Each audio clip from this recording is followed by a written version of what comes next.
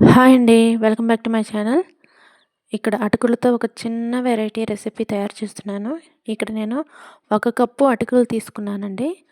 దీనిలోనికి water వేసేసి ఒక్కసారి వెంటనే వాష్ చేసుకోవాలనమాట. ఎక్కువసేపు వాటర్ ఉంచినట్లయితే అటుకులు మెత్తగా అయిపోతాయన్నమాట. మనకు పొడి పొడిగా కావాలనుకుంటే ఒకసారి వెంటనే వాష్ చేసుకొని నీటినంతటిని వడకట్టేయాలన్నమాట. ఇక్కడ నేను వెంటనే వడకట్టేసాననమాట. ఇక్కడ నేను ఒక చిన్న కప్‌తో పచ్చి బఠానీ తీసుకున్నాను. ఇక్కడ చూసారా స్వీట్ కార్న్ అండి అవి ఉడకపెట్టినవి.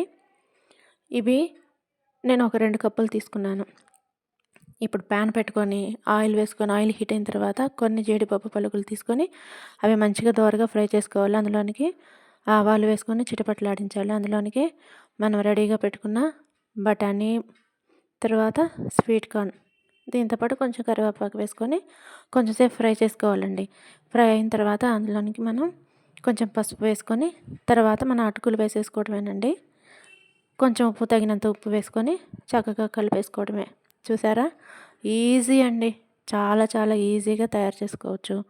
తర్వాత ఇవి వెయిట్ లాస్కి ఉపయోగపడుతుంది. తర్వాత ఫుడ్ లైట్గా తీసుకోవాలి అనుకున్నప్పుడు ఇట్లాంటి వెరైటీని తప్పకుండా ట్రై చేయండి. చాలా బాగుంటుంది. Subscribe my channel. Thank you.